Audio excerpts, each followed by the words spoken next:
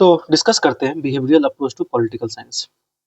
ये जो अप्रोच है ये एक्चुअली ये आता है पेपर 1 में, जो कि पॉलिटिकल थ्योरी एंड अप्रोचेस, जो सिलेबस है हमारा 1।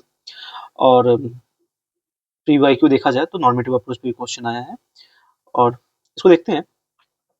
जो बिहेवियरल अप्रोच होता है वो क्या है?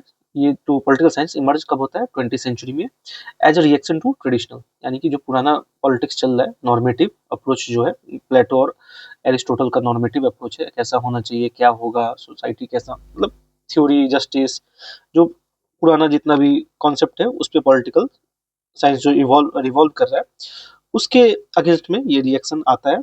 और ये बिहेवियर पे ज्यादा फोकस करता है। तो इसका जो ओरिजिन है वो हम लोग ट्रेस कर सकते हैं Graham Wallace and Arthur Bentley. तो ये दीज आर द हाइलाइट्स। क्या है?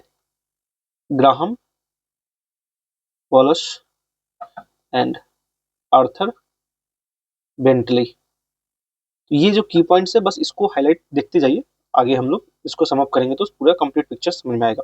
वो led emphasis on the process of politics rather than political institution in isolation. तो जो पॉलिटिकल इंस्टीट्यूशन को समझते, ये पॉलिटिक्स के प्रोसेस को समझे कि ये बिहेवियर, या जैसे आप अभी देख सकते हैं करंट जनरेशन में, जैसे पीके है, प्रशांत किशोर, तो ये आईपैक बना है और ये नर्व्स को पकड़ने की कोशिश की कि पॉलिटिक्स किस तरह चल रहा है, लोगों का अप्रोच क्या है। So the behavioural approach accept basic similarity between political science and natural science. It prioritize empirical research, यानी कि फैक्ट बेस्ड, यानी कि आप एक्चुअल में हो क्या रहा है, एविडेंस बेस्ड। इंपेरिकल होता है evidence based methods and quantifiable data and data based to analyze how people actually behaved in political situation।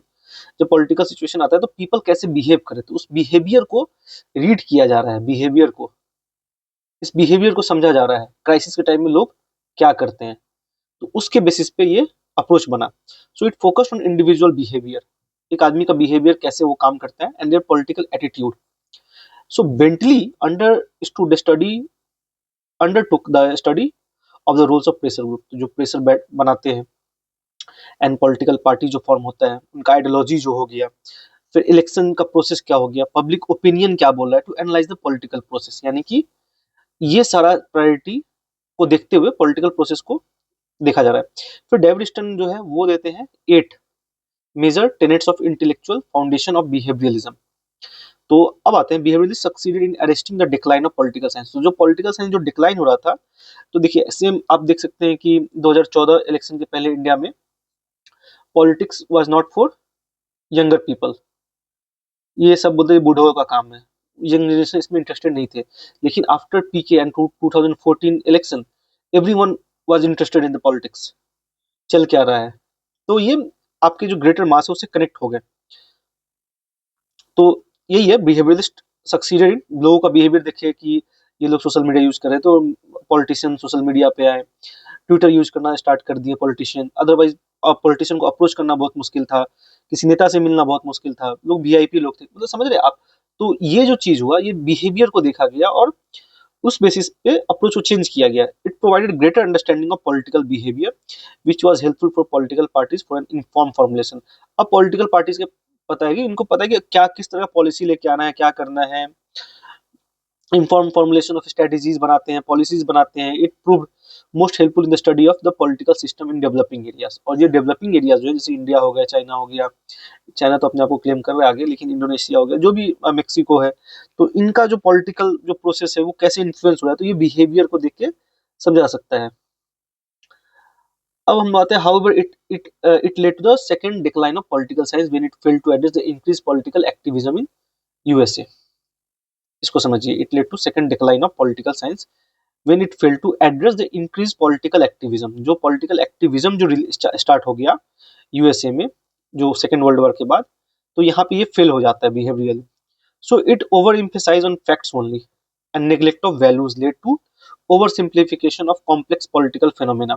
तो आगे चल के पता चला कि इतना भी आसान नहीं है पॉलिटिकल फेनोमेना को समझना, जज्बात हालात कहीं बदल सकते हैं। So this fact value dichotomy was resolve in post. ये जो फैक्ट बेस्ड जो आप डेटा बना रहे हैं और पॉलिसी बना रहे हैं कि एक सिस्टम बना हुआ है, ये डेटा है, ये चीज चाहिए, और वो ऐसा नहीं है। इस चीज को पोस्ट बिहेवियरल अप्रोच जो है वो शिफ्ट करेगा the nature of political science from pure science to applied science. तो यही था बिहेवियरल अप्रोच। तो इसमें हम लोग को दो जो नाम याद रखना है वो है ग्राहम